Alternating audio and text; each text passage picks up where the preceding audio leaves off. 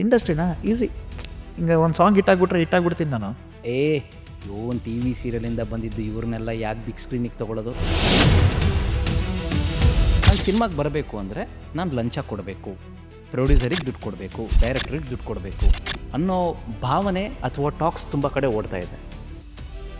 ತುಂಬ ಜನ ಹೆಣ್ಮಕ್ಳು ಮುಂದೆ ಬರ್ತಾ ಇಲ್ಲ ಒಂದೇ ಒಂದು ರೀಸನಿಗೋಸ್ಕರ. ಏನು ರೀಸನ್ ಅಂತ ಗೊತ್ತಾ ನಿಮಗೆ? ತುಂಬ ಒಳ್ಳೊಳ್ಳೆ ಕ್ಯಾರೆಕ್ಟರ್ ಮಾಡಿದಿರಿ, ಬಟ್ ಆದರೆ ಯಾವ ಸೀರಿಯಲಲ್ಲೂ ನಿಮ್ಮನ್ನು ನಾನು ಹೀರೋ ಆಗಿ ನೋಡಲೇ ಇಲ್ಲ. ಯಾಕೆ? ಸೊ ನಿಮಗೂ ರಿಜೆಕ್ಷನ್ಸ್ ಅನ್ನೋದು ತುಂಬ ಆಗಿದೆ. ಅಗ್ನಿಸಾಕ್ಷಿಲೇ ಆಯ್ತಲ್ಲ. ಥಿಯೇಟ್ರಿಗೆ ಯಾಕೆ ಬರ್ತಾ ಇಲ್ಲ ಕನ್ನಡ ಜನ?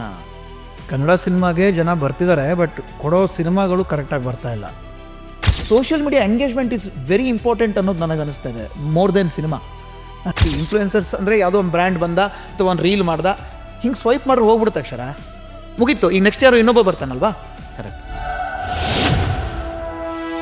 ಕೆಲವೊಂದು ಇಂಟರ್ನಲ್ ಪಾಲಿಟಿಕ್ಸಿಂದ ಒಂದು ಒಳ್ಳೆ ರೋಲ್ ಕೈ ಬಿಟ್ಟೋಗಿದೆ ಅನ್ನೋದು ಯಾವ್ದಾರ ಉದಾಹರಣೆ ಇದೆಯಾ? ಅದು ನಾನು ಓಪನ್ ಆಗಿ ಹೇಳಬಲ್ಲೆ. ಇಕ್ಕಟ್ ಅಂತ ಒಂದು ಸಿನಿಮಾ ಬರುತ್ತೆ ಲಾಕ್ಡೌನ್ ಟೈಮಲ್ಲಿ. ನಾಗಭೂಷಣ್ ಅವರು. ಹೌದು. ಅದಕ್ಕೆ ಆ್ಯಕ್ಚುಲಿ ನಿಮ್ಗೆ ಯಾರೂ ನೀವು ಸಿನಿಮಾ ಮಾಡಿಲ್ಲ ಅಂತಂದರೆ ಯಾರೂ ಇಲ್ಲಿ ಸಾಯಲ್ಲ. ಬಟ್ ಸಿನಿಮಾ ಮಾಡ್ಕೊಂಬರ್ತೀರಂದರೆ ತುಂಬ ಜೆನ್ಯೂನಾಗಿ ಬನ್ನಿ. ಸಾಯುವಂಥ ಪೇಷಂಟ್ಗೂ ಕೂಡ ಒಂದು ಫ್ರೇಮಲ್ಲಿ ಕಾಣಿಸ್ಕೊಳ್ಳೋ ಯೋಗ ಬಂದುಬಿಡುತ್ತೆ, ಅವನು ಸೂಪರ್ ಸ್ಟಾರ್ ಆಗಿಬಿಡ್ಬೋದು. ಎಲ್ಲ ಹೊಸೊಬ್ಬರಿಗೆ ಹಿಂಗೇನೆ ಆಗಬೇಕು ಅಂತಿಲ್ಲ, ಹೆಂಗೆ ಬೇಕಾದ್ರೆ ಆಗ್ಬೋದು. ಅವ್ರು ನಿಮಗೆ ಇವತ್ತು ಕೇರ್ ಮಾಡ್ತಾರೆ, ಕೇರ್ ಮಾಡಲ್ಲ. ನಥಿಂಗ್. ಅವರು ಒಂಥರ ತುಂಬ ಕೇವಲವಾಗಿ ನೋಡ್ತಾರೆ. ಹತ್ತಿದ್ದು ಏನಿಂದ ನೀವು ಓದಿತೀರಾ ಅಂತಂದರೆ ನಾಳೆ ಯಾರನ್ನು ಬೇಕಾದ್ರೂ ಓದಿಬೋದಲ್ಲ ನೀವು. ಅಂದರೆ ನಿಮ್ಮ ಗುಣನೇ ಅಂಥದ್ದು.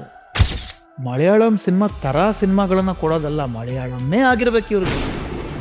ನಿಮ್ಮ ಸಿನಿಮಾಗಳು ಮಾತ್ರನಾ ನಿಮಗೆ? ಯಾವ ಕನ್ನಡ ಆ್ಯಕ್ಟರ್ ಜೊತೆ ನೀವು ಕಾಂಪೀಟ್ ಮಾಡಬೇಕು ಅಂತಿದ್ದಾರೆ? ಒಳ್ಳೆ ಕ್ವಶ್ಚನ್ ಇದು.